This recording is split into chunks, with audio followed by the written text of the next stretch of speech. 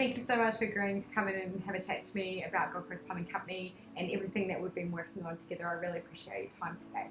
That's a pleasure. No, honestly, that's our pleasure, and that's the least we can do, you know, considering the monumental, I'll say, improvement that you've made to our business. So thank you.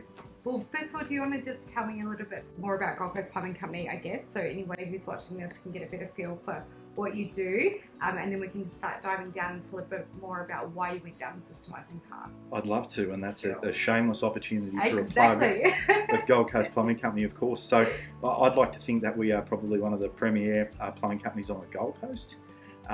We are customer-centric in our focus, so we really look after our customers as best as we can. We provide plumbing solutions to the domestic homeowner. So if you're a mum and dad, if you've got a leaking tap or a blocked toilet or a hot water system that's failed, you know, we're your go-to company for basically anything in your home. We've been operating for 5 years, and primarily here on the Gold Coast.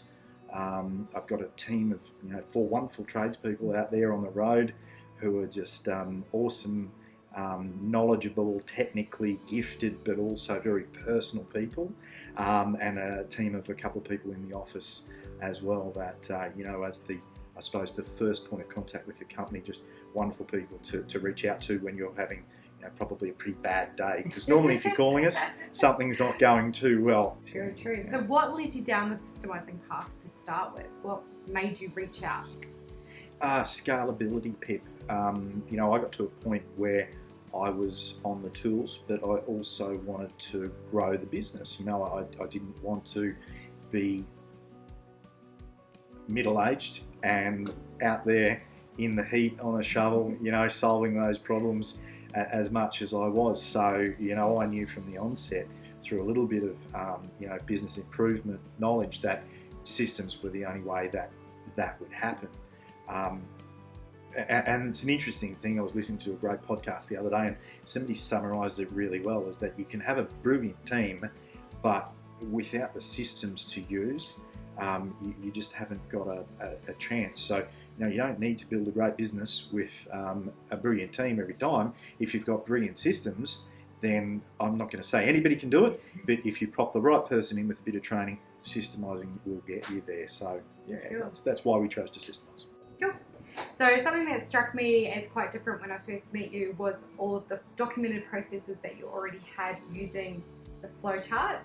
Can you tell me a little bit about what the changes, I guess, between what you had then and what we've done now, and how that's really working for you? Yeah, I'm smiling because they were magnificent, and you might remember when you walked in here, I proudly pulled out this, door-stopping folder full of these books that I had spent hours and days and weekends and after work, after knocking off and building all of these systems, flowcharts, putting them together, and proudly putting them into this great binder and sending them out with the team, and then nobody used them, which was, it was terrible. You talk to somebody that we've onboarded about, how's the experience? What do you think about the systems? And have you seen the books? Has our senior trainer, taking you through some of these flowcharts? And the what now? And you just hear crickets, and okay, righto. So obviously we've got something that's good here, but it's not in a workable format. That I think is where we've made this massive difference, is that we've taken the content that we had there and we've made it now current, relevant and accessible, and I think that really has made a massive difference. And if I may, I'll just say that we've sanity checked this, because when we onboarded a new team member recently, they were just able to go to these new systems in the new format, search for the problem that they were trying to solve or the task they were trying to complete, and easily navigate their way through something that takes a little bit of knowledge and expertise, and could easily do that. Yeah.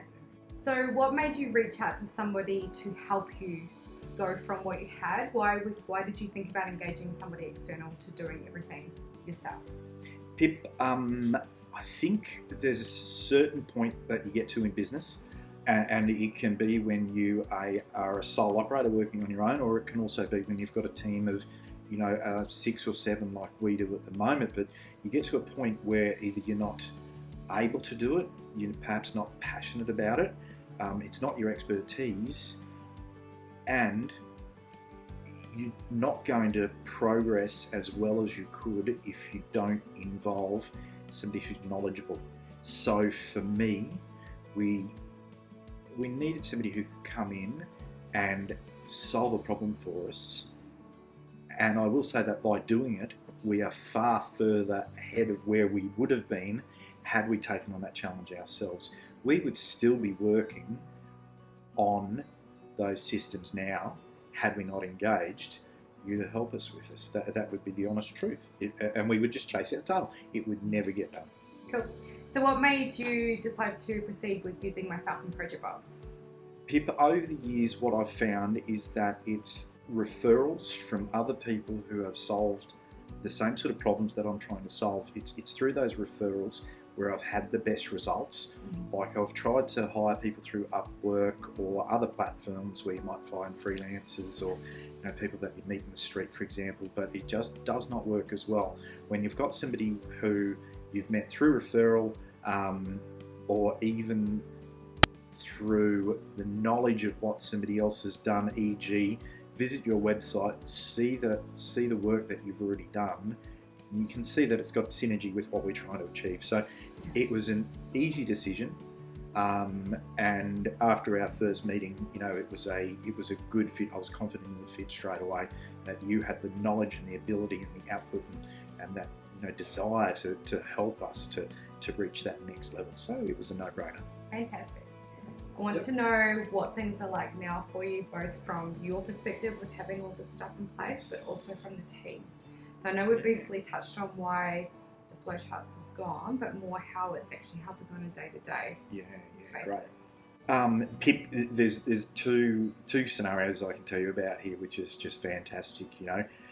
We went from a position where I was heavily involved day to day in the operation, assisting our other team member in the office, and it's quite hands-on because we didn't have a great schedule for what our day should look like. We didn't have the right systems to be consistent in our results and the outcomes. And once we implemented not only the systems but also those other opportunities around it, and this is where I believe you've got a unique skill for seeing not only the system itself or the process, I suppose, but also the opportunity that broadly surrounds it to make it more efficient, or even cull things that are just not necessary. Because I remember one day when we were working on one of the projects, you said to me, why are you doing this? Well, I don't know, we've always just done it. Do you need to? Well, probably not, actually. So a great example there, we managed to streamline things and make things more consistent. So we went from a state of probably a little bit of random chaos throughout the course of the day, although we broadly knew what we needed to do, to a far more structured day where people walk in the morning, they know what needs to be achieved. There's a format of the day that we follow, and when that's done, we know that the day is completed.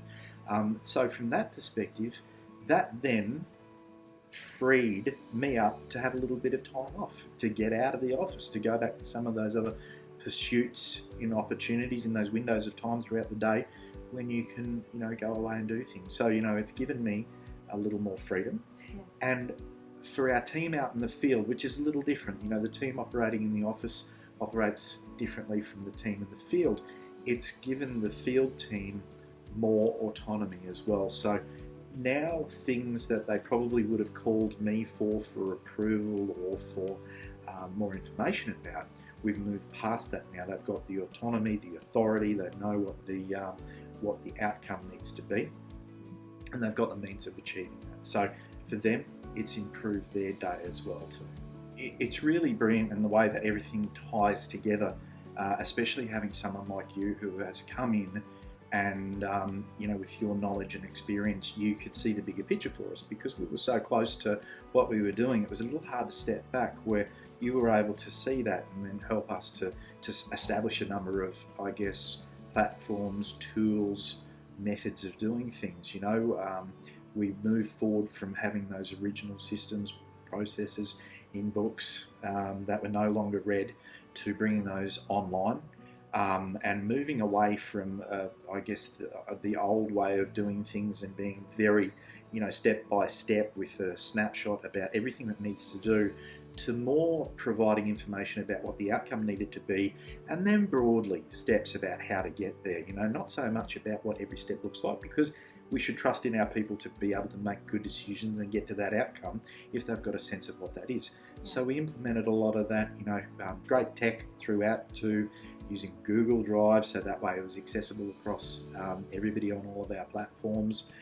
Moving into some cool automation and using Zapier to automate things, and saving half a day per month in work time in our office. That's the reality with some of these automations that we've achieved, which is massive, especially for a two-person team. To save about half a week per month is massive, and it frees us up to do other things that we do better. So obviously there is an investment into doing something like this, both from a financial perspective and outsourcing to myself or to ProjectBox to do it for you, but there's also an investment of time on your part as well, because you were very heavily involved in the whole process too. Do you believe that it is a worthwhile investment? Absolutely. Hands down. You would not be able to scale any business without having the correct systems in place, because how can you have somebody come in and do a task? And look, a prime example is with a new team member who started with us. Kirsty could just come in and search for what she needed to do and get on with it and do her job if we weren't around, our other senior person was around to ask those questions. So that investment initially, there's time that'll come out of your day, and there's some cash that it costs, but the bigger picture at the end is where you get so many things back, exponentially more so, because you get freedom, you get better cash flow, you get consistency in results. When you're talking to your accountant and they see this month in, month out, this sort of same pattern of achievement being consistent in that, it's great. If you need to go to the bank to get a business loan, you've got this, these consistent, you can show these systems. And when you want to sell your business down the track, like a company, a private equity company or something like that, is not going to come in and buy the people with the knowledge. They want to buy the systems that you've got in place. So your business is worthless without it. So that investment at the start will continue to grow so long as you keep it current, which is not that difficult to do. And the end result is going to be worth multiples. Again, without it, at the end of the day, if you don't have systems, you've just bought your business, you've just bought yourself a job. Yes. If you don't have systems in place.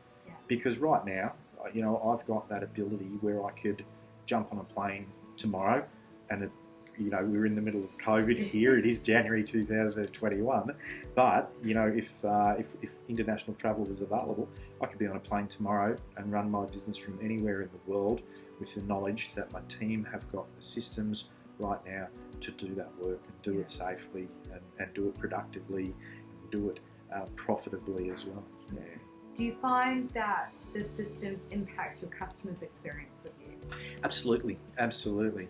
And I think it's not just the system shouldn't be seen as just an administration fix as well. Like, systems fall into sales. So the process when you walk in the door to see a problem, to making recommendations on what the best repair might be, to offering a price on that, then doing the work. It's not just the administration of your business, it's the sales part, it's the marketing part too, because I could pretty much walk away tomorrow and anybody could jump into my seat and run the business within a certain set of metrics based on the systems that we've got. Not just administration, but who to reach out to switch Google Ads on, for example, and how much budget to apply to that, or how to generate blog articles and who to contact to get those written, or how to get that knowledge out of your head onto a piece of paper so somebody else can expand on that. So it's not just from an administration point of view, to delivery out in the field, customer experience, and even how we build our systems, and broadly, I guess, our processes, our way of doing business, because that's what you help fix as well, is the way of doing business. Right the way, that whole customer journey from that very first point when they pick up the phone or visit our website, you've had input along that entire customer journey right to the very last piece, that last email that we sent to them to say thanks very much. So what was the best thing that you took away from your time with working with me? Pip, I think I've said this once already, but I'll say it again. It's the ability for you to, with fresh eyes, see how it is that we're working. And from getting to know you, I can see from your experience and the journey that's led you to where you are now. That information is invaluable for anybody who's growing a business, because although I might be quite a good tradesperson and have some business acumen, it's people like yourself who come into our businesses who can see bigger things, but also see things that are used across other industries as well. What works well? What works well, say for example, with real estate, that might work well with plumbing, and whether that be from an administration and marketing or a sales perspective too. Or there's a whole range of things, and because you've got that varied experience, you've got that depth of knowledge now where you can cut to the things that work really well, really efficiently, and then implement. And this is the other bit, because you can have some fantastic systems in place, but it's not until the implementation part is done that you actually see the runs on the board. So it's the implementation too, I think. It's knowledge and implementation. Tony Robbins says this. He talks about the saying that knowledge is power, and he usually pulls people up at that point, and he says, no, knowledge with massive action. That's where the value is. And finally, is there anything else you'd like to share, either about your love of new systems now or from your time with working with us? Again, the systemising of the business all the way through from administration, sales, marketing, all of those perspectives, how we onboard employees. We didn't touch on that in our chat at all. Unfortunately, that's something else that we've got too. It makes you very hands-off. It gives you freedom. It gives you then the freedom to go out and play golf if that's your thing, although I don't own a set of golf bats. Or you can improve on your knowledge, and it's a wonderful time to be alive, because knowledge is so accessible. You can download something on your iPad or phone and be reading it in 5 minutes time, it's just a great opportunity. So to systemize your business, get that freedom, learn, go out, play sport, do that thing. Life becomes good, business becomes great. And then with the knowledge that you've built something that's got these fantastic structures within it, and great foundations, and then these other pillars of systems and things sitting on top of it, you've got this saleable thing. So one day, if you just do it, play that long game, build your business, set the systems, get great people, you've got something that's going to be worth a lot of money one day as well, which is the cherry on top. You've got a lifestyle, and as you go, you're building an asset that's going to be worth something to someone someday. So massive. Yeah. And I can't wait to see where you take yours. Exactly right. And I can't wait till our next project.